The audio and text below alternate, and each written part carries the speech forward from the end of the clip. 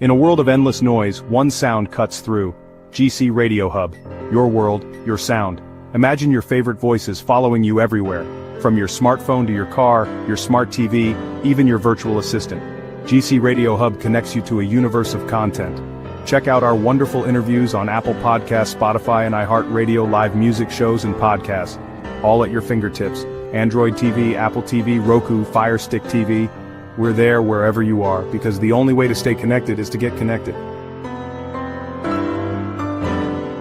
Download the GC Radio Hub app today and let your world come alive.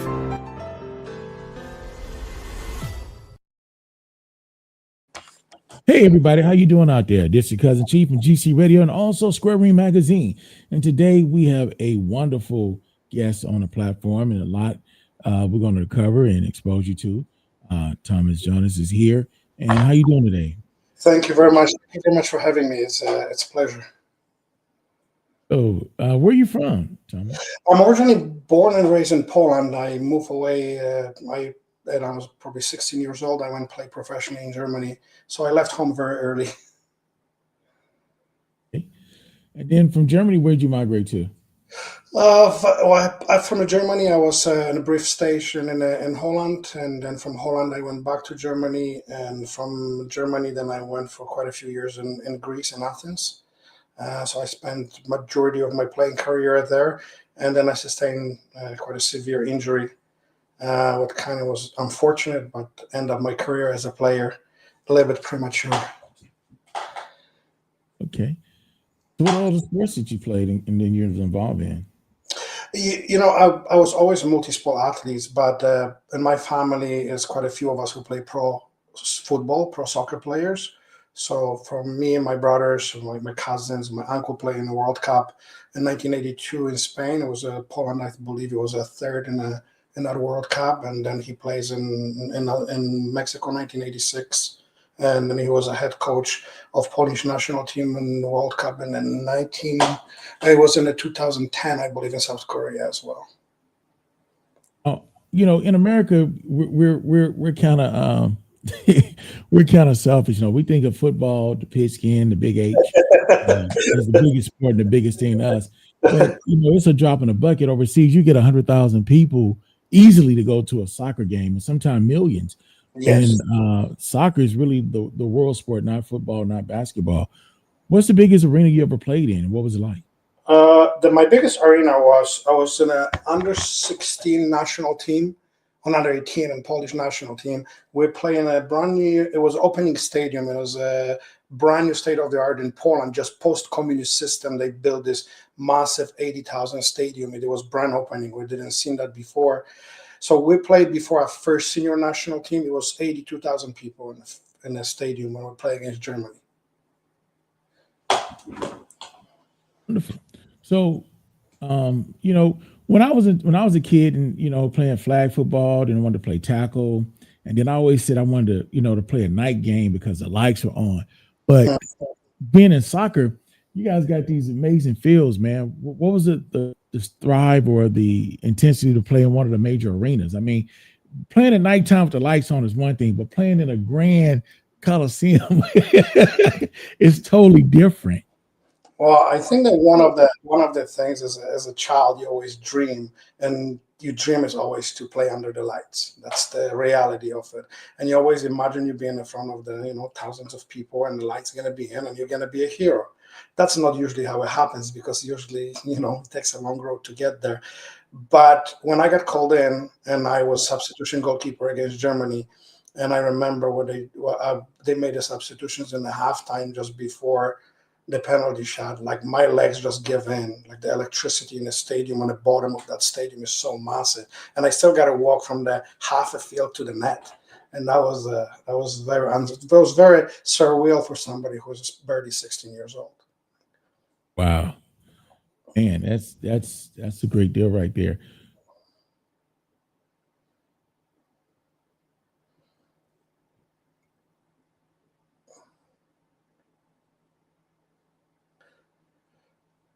Um,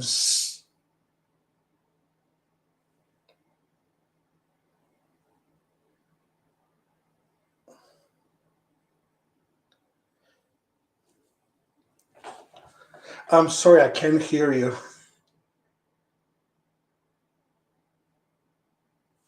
We lost the voice. I can't hear you. Hello? Now I can hear you. Okay. So being able to compete on an international scale, one thing to do it national, but to do it international, different countries, different stadiums, the best players of the world, not just of your country. What's that competition and pressure like? Well, I'm gonna put it in this way. Everything what you think you are the best in the environment you play, when you go to the next level, you just average, and you have to work towards to be the best. So when you get scouted as a talented athlete, you thought that thing just got you there to open a door for you, and then it's all another life you have to compete to get there. Every time you get to the organizations and the levels get higher, it's the competitions and training regimes and everything has to increase because now you're fighting against a different type of athletes and they elevate you status of play. So it's a big learning curve, and not just physically and technically, but also psychologically as well. So what year did you start playing soccer? Six. When did your career begin? Yeah, I started as a six, and in Poland, everybody go like is no community soccer. So you play in the pro clubs or you don't play at all on the street. There was no any other avenues. So your only chance to make into the club. Right. So entire structure is based on club structure. Wow, that's big. How did you manage school and practice since it was such a high collegiate and competitive field? You know something, it's as an athlete, and I learned this later on in life, but as an athlete, why you and at this particular point in 2025, the multi-billion-dollar companies prefer NCAA or CIS athletes to be hired because they understand the work ethics and discipline and mental strengths they have. That was the same thing in 1980s and 1970s. You would you want something, you have to be extremely disciplined to what you do, and you have to understand what your priorities in life are, and sometimes that's required to make a lot of sacrifices, what some people not willing to do. Yeah, but at 6 and 7 years old, those are things some grown people in their 20s and 30s still trying to develop those skills. I agree with you, but you believe it or not, in those structures, as when you grow up in the communist system, you your structure is everything, your discipline is everything. So we don't know choices, we know what we have to do. We're told what we have to do. So when you grow up in that time, this is the way how you live. You go to school for 8 hours, you go to practice, then you come home, then you come to school 8 hours, go to the practice, you come home. And you pretty much got it laid out for you. You just got to fill the blocks. That's how we used to be. It's and it's not, you wake up, for example, all my life I wake up 4:30 in the morning, and I'm 54 years old. I still wake up 4:30 in the morning. And Wow. Yeah. How do you think playing soccer in that system develop you as a businessman and as an adult? Oh, And do you think it make a big difference in your outcome? oh, it's incredible. Everything what I have in life belongs to soccer. This just belongs to sports. It's is no better teacher in a sport in life. It's just not. He teach you everything from discipline, determinations, overcoming the failures, working with the team factor, the leadership, responsibilities, the kindness, the humility. You will have every emotion ever invented in your career is going to happen to you. It's a given, and there's no way to escape this. You're going to have to overcome injuries. You have to overcome people not liking you. You're going to have a harsh comments. You're going to have to learn to be a hero.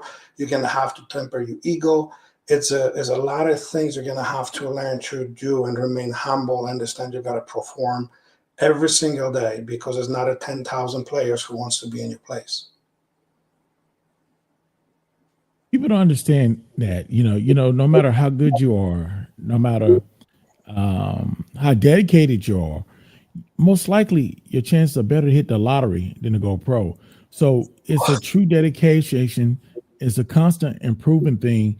And sometimes luck, it takes a little bit of that also to be on your side. You believe it or not, the luck has lots to do with it. My career began by pure luck. And a lot of people believe that. Like I said, people ask me, well, how you became a pro? Okay, well, I was called to the national team. The goalkeeper got injured. I got in, saved the penalty shot, make a massive distribution for assisting to the goal. The rest of it was history. I wasn't even the starting goalkeeper in the national team. So someone's unluck became lucky for you. You better believe it. I said to my mother, I said after the game, when the German delegation came in and asked me if I'm willing to come and play in a PSL camp in Germany, in the Karl at that time. And my mom said, well, how long do you think you're going to be gone? And I said, it's going to be about 1 year. I'm gone now 35 years since I left home. I supposed to go only for a year. So that's sometimes the life gives you an opportunity and how to take it. But I'm going to be clear with young athletes. It does not come without the sacrifices. When I left Poland, I could not see my family for 18 years. That's dedication. Yeah. That's a long time. Yeah, I escaped the army and I escaped the country to play football in abroad. So it wasn't easy to coming home. 18 years of being away from home. What was it like? Something you have two choices in life. You can take this as an opportunity, or you can take it as a deterrent. So, if you're gonna mope around and you say, "Well, I can't see my mom and my brothers and my family," then every day is gonna be miserable. If you open yourself, I have opportunity to learn something new and meet new people, then you're always gonna look forward to the life. Is your perspective on life how you have? That's gonna be the key factor what you do. Now, you said you've been gone for 35 years. I mean, you did get to visit, over those years, right? No, first time I was allowed to go back to Poland and I was 29. Because what age did you leave? 15 and a half, 16. So it was 14 years 14 you were gone before you got to come back? Yeah, no, actually, sorry, even later. It was 18 probably. It was maybe 31. Because I could not go because I was still subject to mandatory army. And the communism, you have to go to the army for 2 years. Right. And so when I left, and then I never went back. But later on, when I took a Canadian citizenship and I applied, I went and visit with a consul, Polish consul in Vancouver, and agreement was reached. I was released from those duties. So. Wow. So if you did come back, then you could have been made to go to the military for 2 years. No. First, do your professional. First, I would be in Islam or in prison for 5, then to military. Military. You have to remember, and the communist system in the 1980s and 1990s, and a lot of athletes left country and never came back. That was the only way out. But later things change, and later it becomes open Europe and European Union. Things were completely different. But at the time when I left, we did not have those choices yet.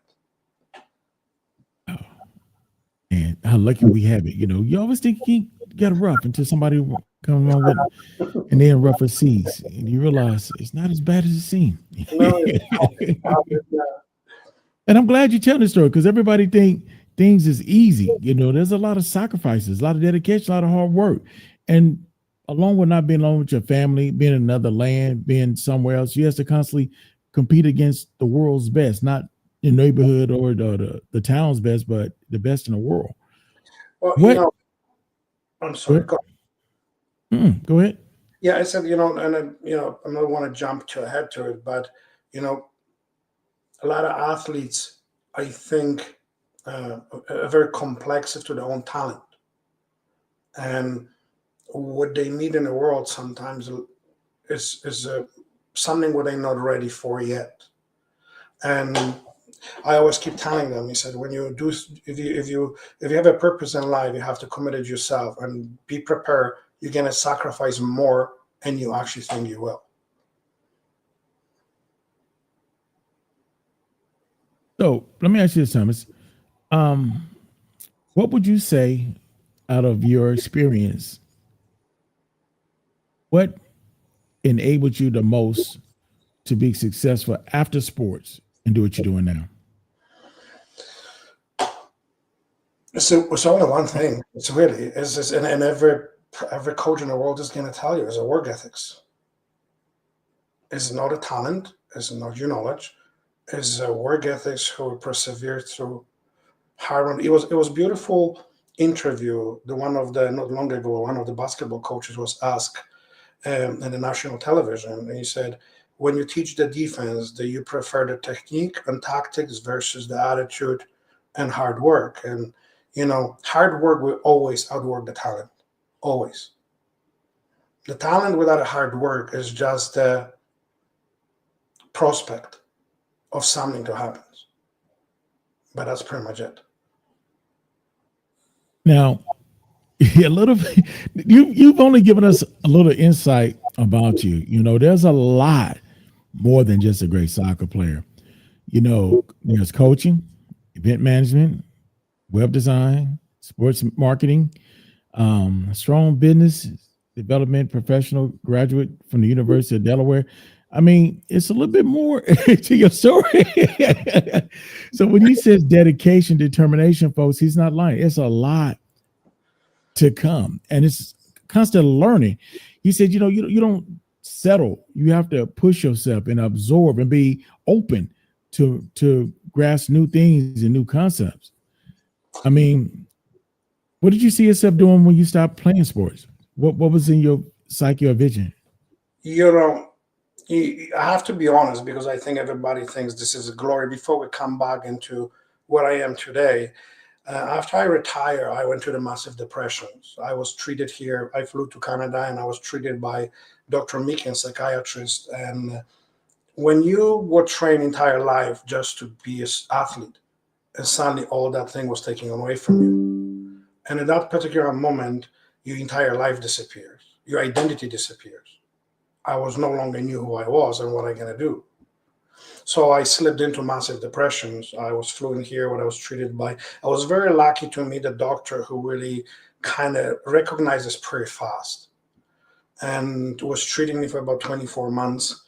And I slowly kind of was getting me out of it. But again, it's a very, very hard road. A lot of athletes will learn this in a hard way. They fell, to addictions and behavioral things and depressions and suicides. And it's a it's a very dark world where you don't know how to deal with it.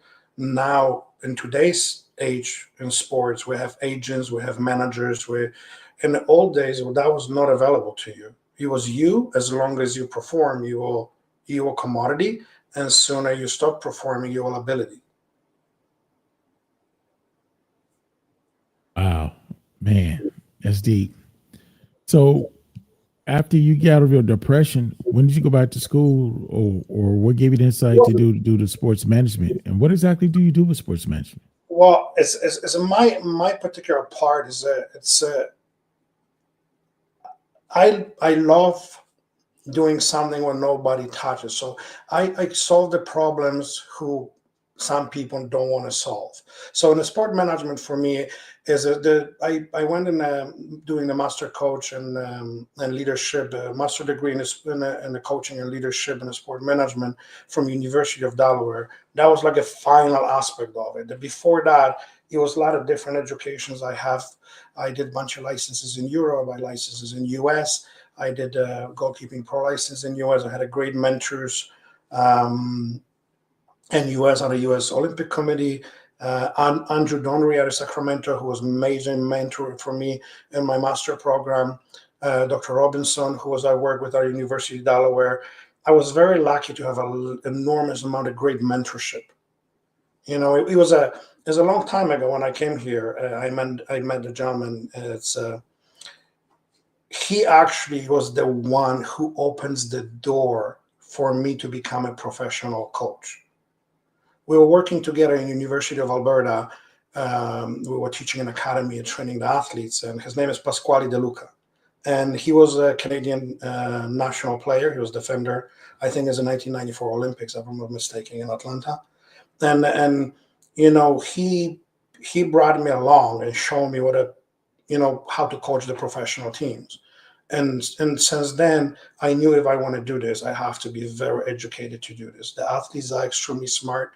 A lot of those athletes have a 4.0 GPA from other universities. They're extremely intelligent. They fast problem solvers. And to be a great leader, I have to lead by example, not just follow. Wow. Let me ask you this. So, being in the business of sports, what advice or leadership do you pass to the up and becoming athletes when they ask you from a professional and ex-athlete himself as a coach? What do you share with them the most insight, the good, the bad, and the ugly? I think a lot of athletes in North America. I'm gonna give you a different way. Okay. And when I was doing my master program, and I had to defend my thesis, and one of the questions was asked me, he said, if you would have to identify is it the biggest problem and a weakness in today's sports, what would that be? Right? And the one thing that was very obvious through all my years as a coach, as an educator, as a leadership, as a technical director, executive director, it was very obvious that receiving the criticism is one of the biggest problems in North America because we're sheltered from the truth. And not because the truth doesn't exist, it's just ideology of telling the truth by not to telling them so we can hear them. Unfortunately, the world in a sport does not work that way. Right? So that it becomes the main objective. I was always misunderstood coach as a leader. When I arrived, I had a very strict East European rules how I was coaching. So I went through a lot of harassments in the beginning, 1992, 93, 94. I was called the names pretty much in every name in the book you can find because my style of coaching was extremely unorthodox. It was very harsh East European ways how we train in the old country. So the Canada was not ready for that type of coaching. That was definitely obvious because that was very obvious to me. But I never changed my philosophy of coaching. My grandmother, who survived the Auschwitz, and she used to tell us, he said, if you can't be yourself, then who you want to be. So you stick to your principle, what you know. And so regardless of the, kind of pressure I have on me, I stick to my principle and I don't bend those rules. And later on in life, 10 years later, I produce a lot of national and international athletes. And not because I'm a good coach, because I have a privilege to working with them. And if you're working with them and you have a great athletes, together we can achieve the greatest things.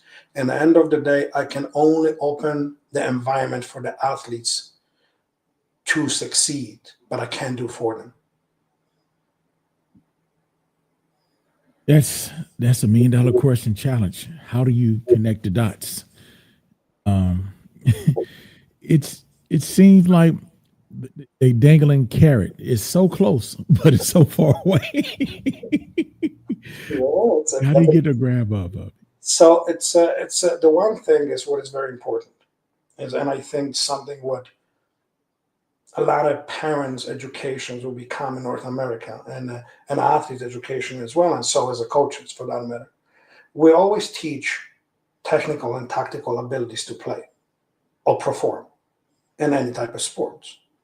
Now we only forget the human factor in psychology, right? So for sheltering somebody from the truth opinion, it becomes dangerous for them to grow up in an environment what is not realistic. But then at the same time, when you have an opinion of somebody who, let's say, is not in a position to give the opinion, and that opinion may be toxic, that can create more damage as well, right? So one thing what is very important to always do your homework in an environment you put yourself. People love shortcuts to success. I will attach myself to winning product or winning team, even if I don't contribute. But as long as I wear that jersey, I'm on around them, I'm automatically foreseen as a success. Right? I did a questions for the athletes a long time ago, and I said to them, would you like to be the best players in the worst team or the worst players in the best team? Uh, I mean, not just somebody want to be on a good team, but do you want to be the worst player? That means you're not going to get to play. But you'll practice some of the best athletes that will make you grow based on how hard you push yourself and how optimistic you are to advance. Now, do you want to be the best player on the worst team? That means that you walk around with a bunch of yes people and you enhance other people's capabilities, but you diminish yours because you have skillful players to compete against. So that's something to think about. But what you said, that's come from somebody who has advanced in athletics. So what you're saying is not wrong. It could be deeper, but it's not wrong. And you're absolutely right what you're saying. If you take into consideration, when you have a young athlete, who's making decisions for the young athletes? It's a parent, right? Right. But if the parents doesn't have the way of thinking what you're saying, is not simplified, how they will ever understand that? That's true. They need to understand the kid and what's going on and opportunity. There needs to be that foundation, that basic understanding of what's really going on, what's happening, so they can navigate them the right way. Yeah, and as a parents, we have a responsibility as a role. Not a mentor of mine who always said to him, used to tell me in the National Training Center, he used to say, the parents, it becomes a life coaches. That's the job. When you take a look at it in the athlete's lifestyle in a cycle, he spends certain amount of time in the sessions or in the practices, but there's this entire life beyond that where we have no control of it. But that life can make you or can break you. And if you don't have a proper life coaches outside of the environment where you train, the entire structure can collapse. Right? So proper educated parents play massive role in the futures of development of the athletes. Right? And there's another cycle to that. It's the Kobe Bryant probably said the best thing. He said the failure is the best teacher. Right? You fail as many times when you're tired of failing and you start learning.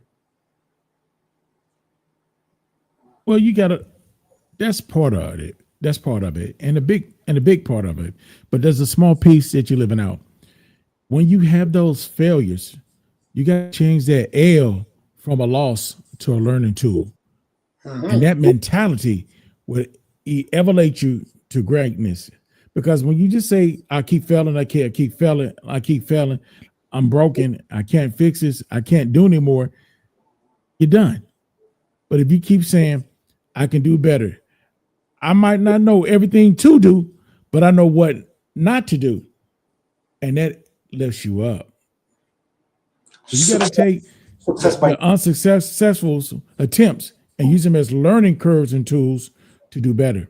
Instead of saying what you can't do, look at what you can avoid doing to succeed, because you know what to do to fail. Yeah, it's a learning process and everything, and I believe they have an opportunity to learn as becomes to that determinations when we're talking about the athletes.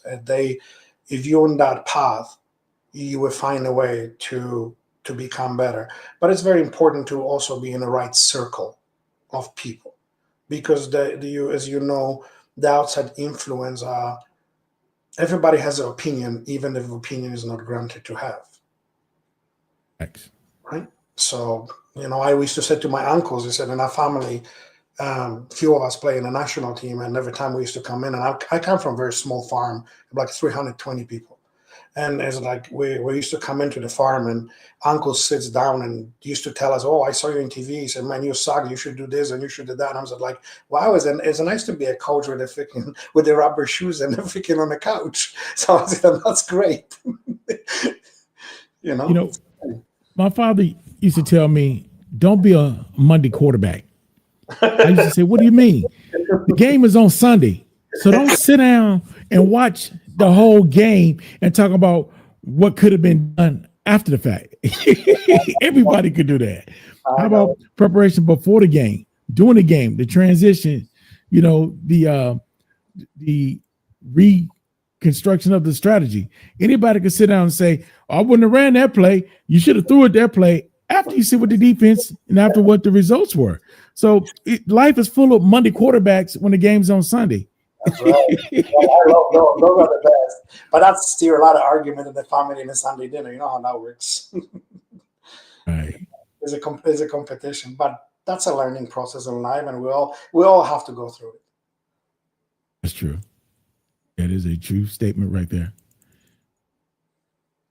It is a very true statement. Man, I am very blessed, man, to have you here and the knowledge and information that you're giving, because it's not too often that we can get an athlete with the intellectual of business and understanding that preparation beyond sports and luck is a big key of it, but also how to motivate and captivate that blessing and captivate on that luck and be prepared. See, somebody told me once, you don't dress for the job you have, you dress for the job you want. You don't prepare for the job you have, you prepare for the job that you want. So you got to have your mind, your wavelength of thinking to be ahead of what your current situation, if you want to elevate the situation, circumstance you're in. You can't be comfortable in the hula hoop that you're in. You got to be focused on the hula hoop in front of you. Just want to let you know what is in front of you sometimes can have a lot of roadblocks you have to overcome. So that's all. When you're a pioneer in your leadership, you know yourself, there's two ways to do it. You lead by example, and you're the one who's going to be in the trenches, and there's going to be a lot of obstacles thrown on you to destroy you. But the people who see how you deal with them, that's what the leadership is. I always believe there's three types of people: there's the thinkers, there's the talkers, and there's the doers. Right? Right. I believe you can combine all of them, but you have to do it massive speed. Right? Facts. So that's what I believe. That's a good synopsis. It's a very good synopsis. But within that, you gotta have some sense of value within yourself and self-motivation. And you got to be your biggest fan. You can't rely on other people to uplift you. You got to uplift yourself. You got to know where you want to go, because not knowing where you want to head, you're going to roam just loosely. It's just like getting a car with no direction, just driving. And then you run out of gas and don't know where you're going to go or where you're going to get back or how it's going to happen, because you use all your fuel with no plan. You're just riding along, coasting, drifting, and I tell my kids that, you're 23, the other one's 21. What are your plans? You gotta have a plan, because if you fail to plan, then your plan is to fail. Next thing you know, you'll be 30, 35, 40, 50, 55, talking about, well, I don't know what I'm going to do.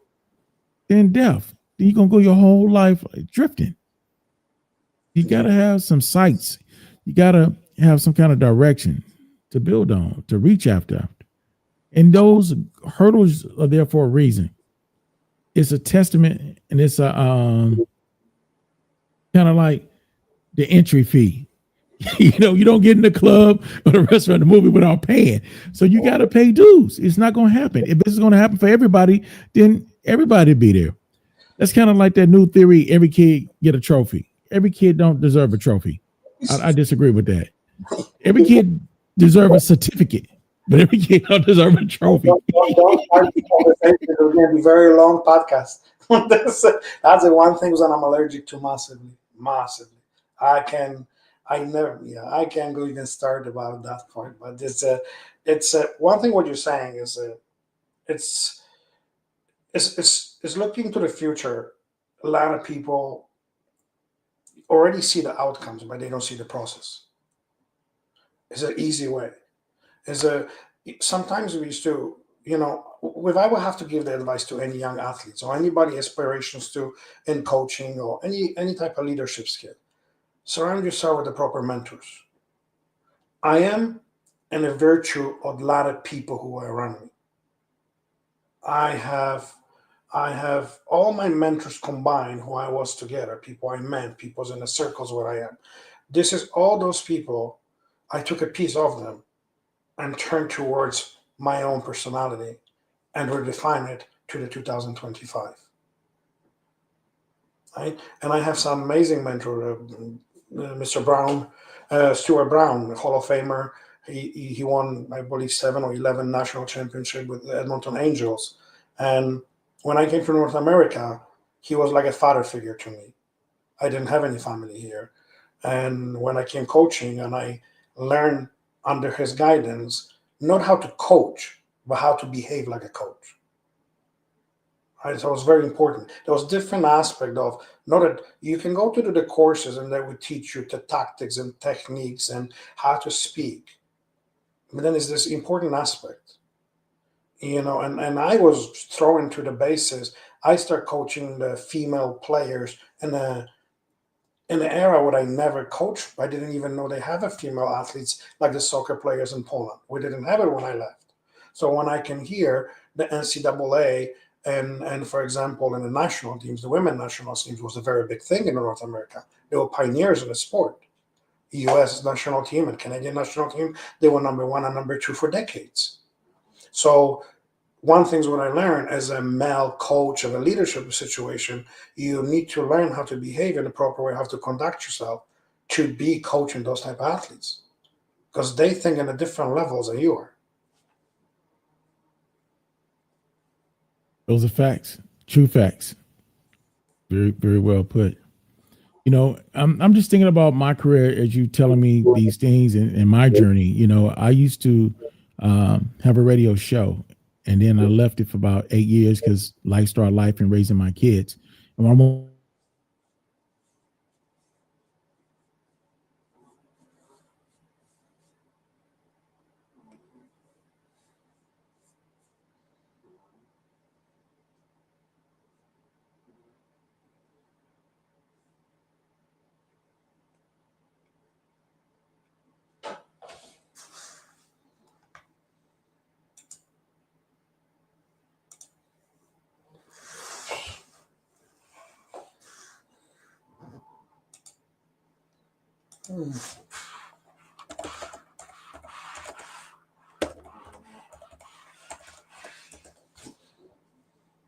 Boxing Magazine and so much more.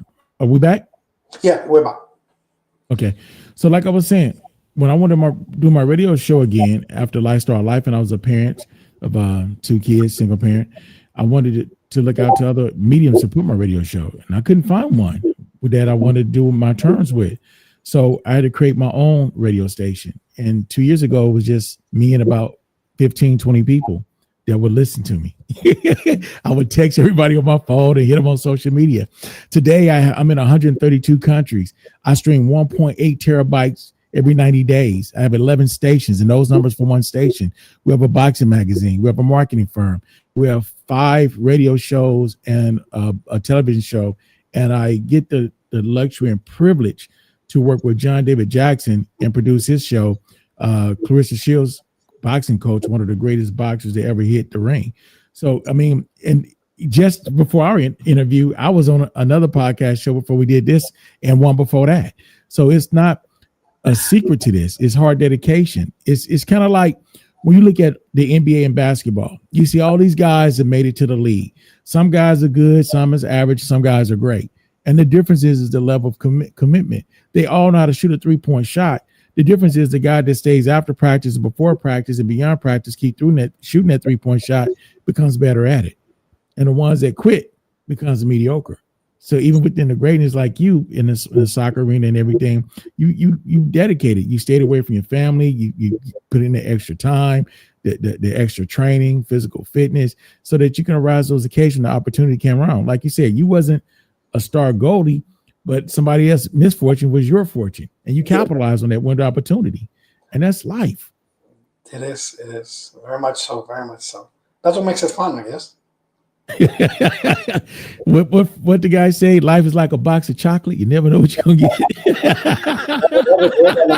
Believe it or not, he has a great analogy. Yes, very, very much so, very much so. Love that, man. And I am ecstatic and amazed and wonderful to have you here, man. This is a breath of fresh air, man. This conversation. It's such a it's such a inspirational things to have. It's a privilege to allow for us to express our passions. It's not every platform has that. A lot of people have a great ideas. A lot of people can be passionate about something, but they never give the opportunity to do so. And I met a gentleman, what I coach his son in a soccer, who introduced me to you, and happens, and sometimes things happens for a reason, and for me to have that opportunity to come on your show is just a privilege. Well, I appreciate you coming on the show, man. We'd like to give people the opportunity and platform to tell their story their way. And, I like to have people here that keep it real with people. To be honest, there is no fairy godmothers. There's no tinkle bells. There's no magic dust or no magic energy drink you can do. But there is a magic, and the magic is determination and hard work. That's the secret. Don't give up. What we spend lives and to figure out how to do the proper interpretations of the determination, passion, and perseverance. It calls the grit. That's what it comes down to. My father taught me something, and he said, if you don't ever listen to me, I want you to listen to this. He said, repeat after me. And I just looked at him. He said, repeat after me. And I looked at him. He said, repeat after me. I said, repeat after me. He said, now you're listening. Then he told me, he said, say this. I said, say this. He said, nothing. I said, nothing. He said, well, stop. I said, well, stop. A man or a woman? I said, a man or a woman that won't quit. That won't quit. So think about it. Nothing will stop a man or woman that won't quit but themselves. If you won't quit, then the game is still on. The day you quit, the game is over. None. That's pretty much that. A lot of people should be interested, because I used to, when I coached the athletes, and I remember one of my female athletes, she was in New Zealand in the World Cup under 17. And I was sleeping, and I got a phone call. I don't think she knows how to calculate the time, because my phone rang 3 a.m. Right? So she calls in, and she bawling, like she crying purposely. And he said to me, oh, I think I'm gonna be benched. I'm not gonna start in this game. And then I said, oh, really? Why is that?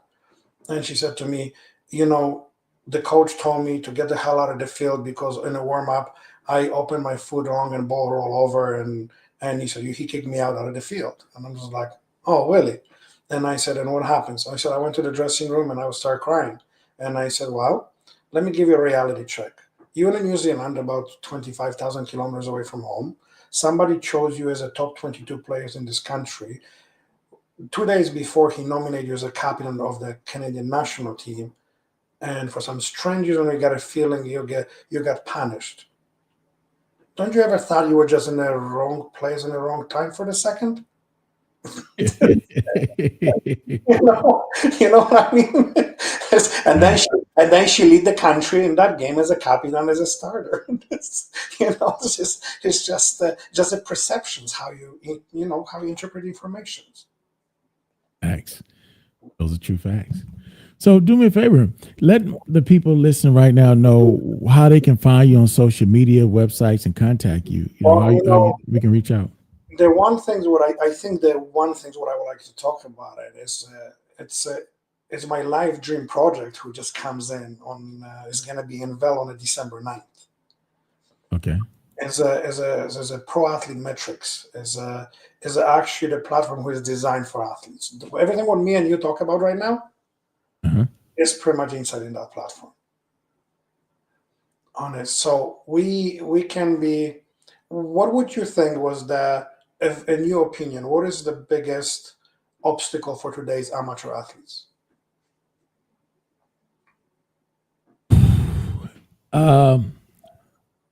Realization. Okay. Because so much entitlement. They have to be realize that there are once amongst many people, and those that really want it. And want is a trickery word. We want to be the best. We want to have it easy. We want what we want, but do we want to do what we have to do to get it? So that's why I say realization. Do we really want it?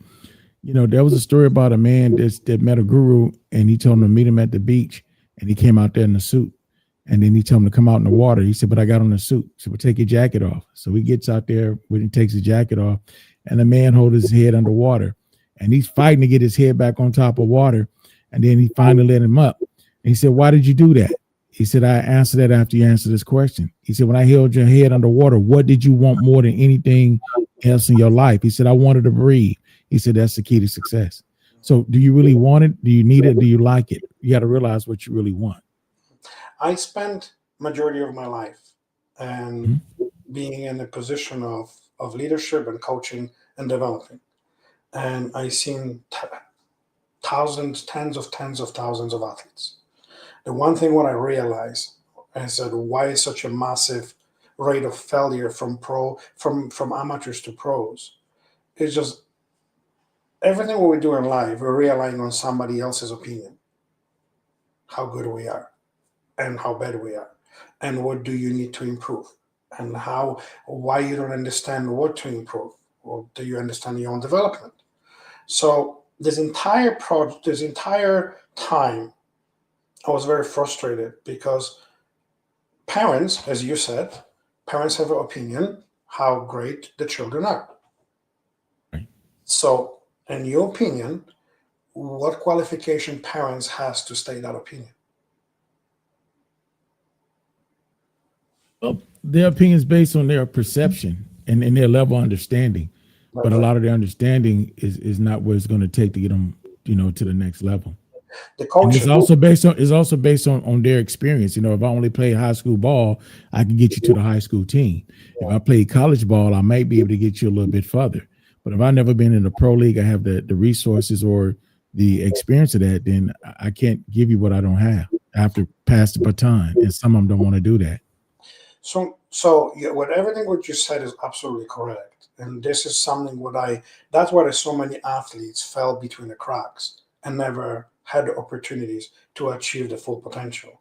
So my life dream was how to take all this into the one place, to take the subjectivity away from it and deal with actual facts, where this athlete is, what he represents, and where he needs to go, and how to improve. And through all this entire process, he can understand what his strengths and weaknesses are and what he needs to address.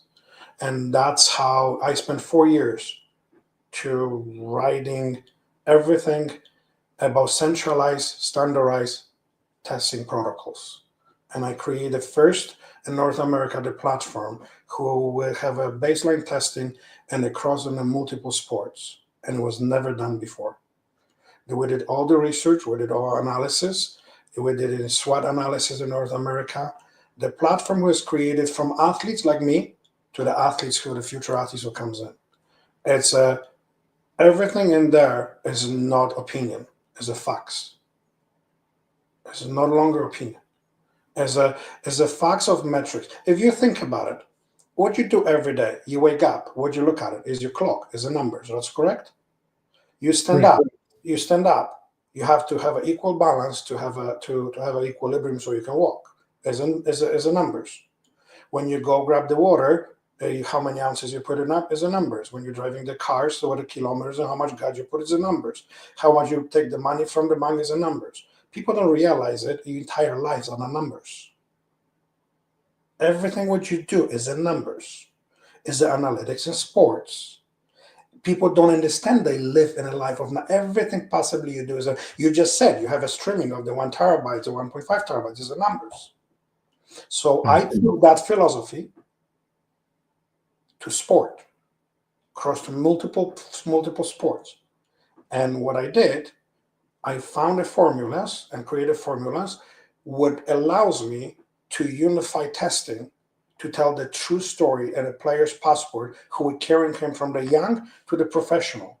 By the one click, you're going to have every single stories of analysis and numbers, not a subjective opinion. So when this entire platform, I kept this very guarded. Nobody knew about it for 4 years. I had 13 engineers, or 14 actually, who were working on it. They're just finishing touches on it. I want to take the subjectivity away from that and standardize the testing. Think about you in any sports, you give me any sports in the world. Preseason, what it starts from? Fitness testing. Why you need a fitness test? Or because you need a number to figure out where you are before the season. And that's your starting point, how you want to improve it. So right now, in entire sports, you have a scatter numbers. Oh, this organization do the combine, so they have a numbers, and they did the numbers, and they, another organization have a preseason, and they said, well, this player runs the beep test here, or has a power punch here, or whatever comes by. And what happens to those numbers? So suddenly those numbers go aside to the next season. Well, standardized process will allows me test the athletes every 3 months. The AI learns everything about them and the output and input of entire body. Through the time, AI thinking like the brain, it allows identify the strengths and the weaknesses over time. And at the same time, he developed the programs on them. He said, hey, in the first quarter of this year, your power output was here. How come you're not there right now? What did change you in your life? He prints a report. What we're missing, and something else, something where nobody ever thought about it. How to apply the psychology to your numbers. So I took the grid system, the game readiness, and I centralized it. So now I connected your physical and tactical development plus your mental abilities, putting in a numeric forms, what created entire ecosystem of development of the athletes. When I'm gonna have opportunity, I will present it to you on your own eyes, because I'm sure is gonna be fascinated what I have for football players, for boxers, and for MMA fighters. It's gonna be revolutionary. For example, in a boxing and MMA fighting, do you believe through the history it does not exist any standardized testing protocols? Nobody ever done it? Get out of here. Wow. Go find it. Let me know. Right. So when I was approached, and I said, man, I would love this project. This is forward thinking for me. And I designed it. So I designed it for fighters. So ideologies like this, when let's say, for example, you have a son, and a son is 8 years old or 9 years old, and he is a fighter. And then every 3 months, we go through the standardized testing. The test is the same all the time.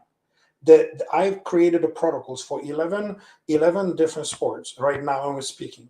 And the test will be the same time, the same way, distribute only by certified centers or certified coaches who allows to do it.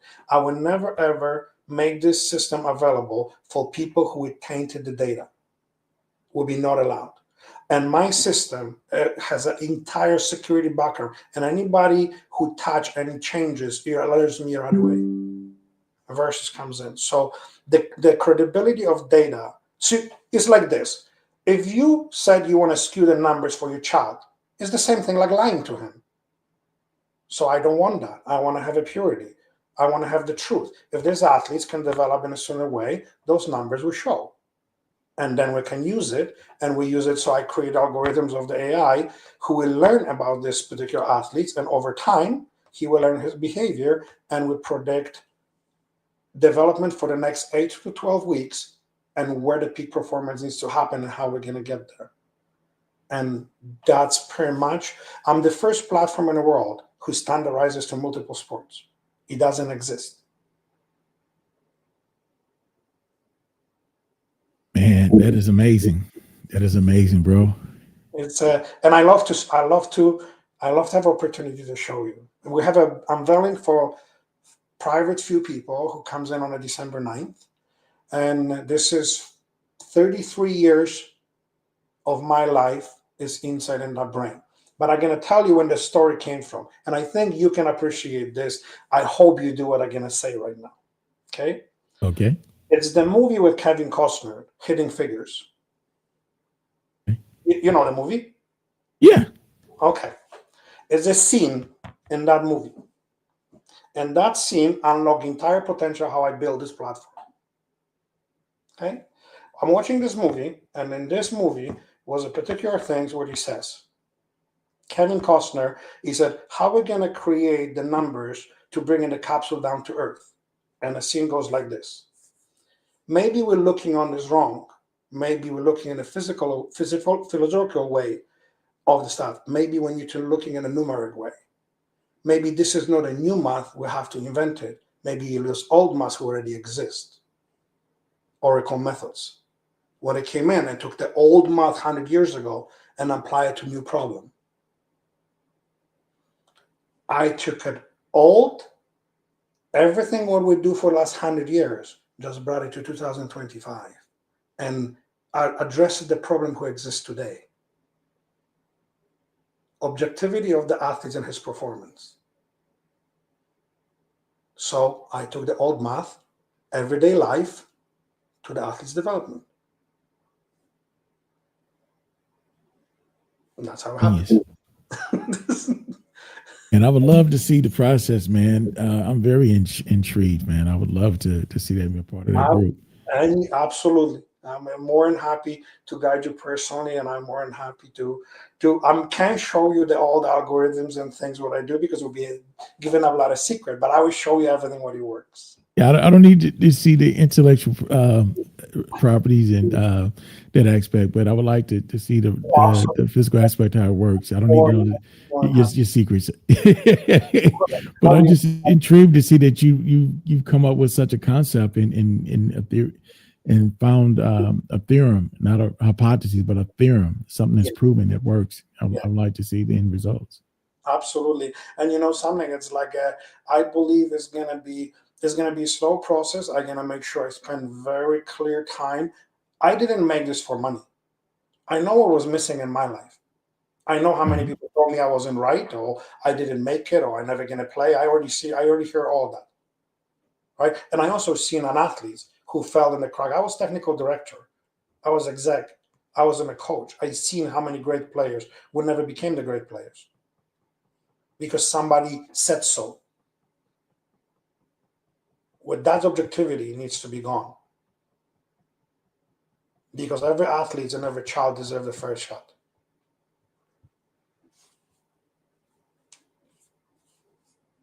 Oh, that's amazing, bro. That is definitely amazing.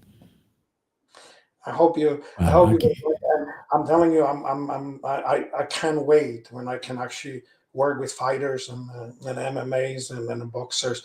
I think the unique abilities, the brains and the power combined together, and it's to be able to measure and be able to improve and create a pathway to them, how to things and how to do. It's going to be, at least they give them the standardization abilities to things, how to find this one extra second what they need. Thanks. Yeah. So it's it's always good stuff, but it's you know, as you can see, I'm very passionate about last sports. I lived sports all my life since I was 6 years old. So but no, I also have to tell you, because my analytics comes from a lot of different places. For 11 years I worked with the Seattle Sports and Science, the ball machine Victa 2, all the distribution ball machine for football. I'm the one who wrote entire protocols for them. So the another thing is, and I'm also the prop trader. I trade professionally in the stock markets as well. So I'm extremely good in algorithms and extremely good at reading things. So I have a lot of combined things in place. I'm about to get in your master class for the algorithm thing, man. I need to get in that class like yesterday. If you see all those diplomas there, that's because I was born. Right. I have to constantly be challenged. Otherwise, I can't function. I got a challenge for you. You have to teach me how to do the algorithm thing. I'm